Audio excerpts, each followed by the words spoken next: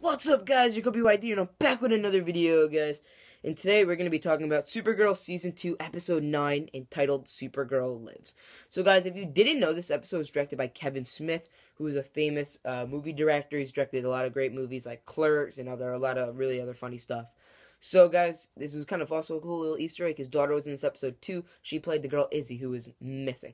So, yeah. So, guys, let's jump right into this review. Well, did I like this episode? Yeah, guys, I thought this was a pretty good episode. Is it the best episode of Supergirl ever? No, but guys, it was a pretty solid episode. I really like the banter between Supergirl and Mon-El and everything. And Mon-El, this was a big Mon-El episode, also a big Wynn episode. So it was kind of cool because Wynn's been in more lately, but especially in the beginning of the season, him and James in the first 6 episodes, were kind of like a little like. I don't know how to put it, but they weren't in that much. So it was kind of cool. They both got their own little plot lines. Wynn's moving into more of his own kind of person on the show, and James is obviously Guardian. So let's start off with this, guys, with the opening scene where Supergirl actually takes down a bunch of jewel thieves, and Guardian comes in for the cleanup. He's the cleanup crew. Supergirl's the tank, and he's the cleanup. I don't know. But it was really interesting because there's this one scene where Wynn stops this one guy and the guy was basically about to kill Wynn. And basically gets saved at the last second. But that puts fear into Wynn. He's scared. He's no longer want to be a part of the Guardian team. And it kind of scares him. Later on this episode, I'll talk about why. So, guys, I thought this was probably one of the funniest episodes of Supergirl we had ever, probably. There was a lot of good jokes. Supergirl's a lighter show compared to, maybe Arrow or, even The Flash can get a little darker at sometimes. Legends, too. Supergirl obviously could go to that darker kind of place. But, Supergirl's kind of the lightest show out of them. Which is a good thing because it really fits all the characters, in my opinion. And I think that really works for the show. A lot of good banter in this episode, so that was awesome. So basically the plot is, people are disappearing and they don't know why. So, basically, the plot is Roulette coming back as a villain, guys. And I know I did tons of trailer breakdowns for this episode.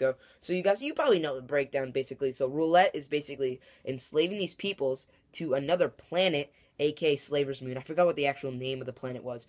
But, yeah, so it basically revolves around them, bringing them there. And Mon-El and Supergirl, Kara, basically, they go undercover to find this out. And I thought that was really funny, the one scene where they're like, oh, we can't get blood. That was kind of funny. But then you realize it's really they're taken to a different planet. And that planet has a red sun, guys. So if you don't know any Superman or Supergirl, any comics, red suns are bad. They don't get their powers on red suns. That bad. So, guys, basically, Supergirl and Mon-El were powerless for the most part of this episode. And throughout they eventually get caught and taken into the Lair Castle, bad guy place, and basically it tells them there. So there's on the other plotline where the DEO eventually finds out about this place. We realize Martian Manhunter, who wasn't really in this episode that much and kind of stayed in the background, he can't go there because that planet cannot support Martians. So yeah, he can't go there. So who gets sent in there? Wynn. And who is scared? Wynn. So there's just a lot of cool stuff when Wynn's out there. A lot of great Star Trek references. Not even Star Trek references, but Star Trek jokes. And there we go, a text message right in the middle of the video. Great. But there's a lot of cool jokes there with how Wynn is referring himself to one of the red shirts. And if you guys don't really know what a red shirt is, in Star Trek, usually the red shirts are the people that aren't important, just random crew members that wind up all dying. So that's what he was joking about. If you guys didn't get that, if you've never seen a Star Trek movie in your entire life, that's what that means. So yeah, I thought that was hilarious when he beats up the alien. He's like, I'm not a red shirt. That was really good. Way to work the comedy in there. I approve. So we also do get to see a couple of different types of aliens. We got to see the Dominators, and this is not the Dominators. I'm pretty sure from the crossover, this is Supergirl's version of the Dominators, who probably will be on the show a little throughout the show. And there's this one trippy scene where they eventually get caught, but they break out obviously. And right before they meet up with the DO and Alex on the show, right before that happens, actually, Mon-El is actually escaping, but he kind of gets a little captured, and a Dominator comes out, says, do not hurt this one, and actually bows to him. So I'm going to be talking another video about that. That'll be a different video. But obviously, Mon-El is not telling the full truth about who he really is. We kind of got a flashback earlier in the season about Mon-El being put in a ship. So maybe he said that the prince saved him. Maybe he's the prince or something about that. It's a little off. But, you know, we'll find out throughout the season. It's kind of a cool mystery. And at the end of the episode, we did get to see these hooded figures who we saw at the end of last episode who were looking for Mino, and now they know that he's on Earth, and they kill the guy, the alien guy. So just a couple of cool stuff there. So is Roulette trapped on this Earth, like Slaver's Moon? So can we assume she's not coming back?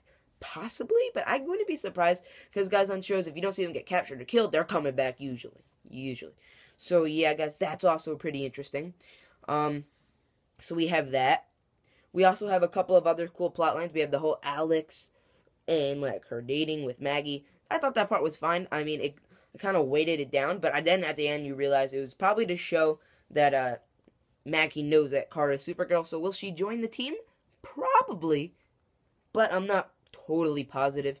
Wynn and Guardian are back together at the end of the episode. You say Wynn is back.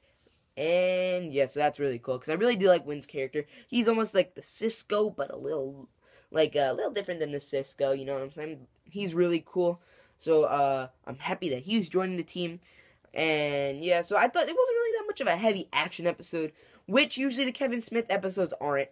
The Runaway Dinosaur really didn't have that much action, because the Flash wasn't really in the actual, like, timeline, if you want to say. So yeah, and then also the Killer Frost had some pretty good action, but not that much of it, so it's not like the total full-blown CGI stuff that we're used to, but I really did like that. So like I said, guys, the comedy really worked for me in this episode. It was really funny. It was really cool to see that end scene where Supergirl gets the artificial yellow sunlight, and that was awesome. The guys ran away from her and everything, and yeah, so basically at the end, everything kind of gets resolved.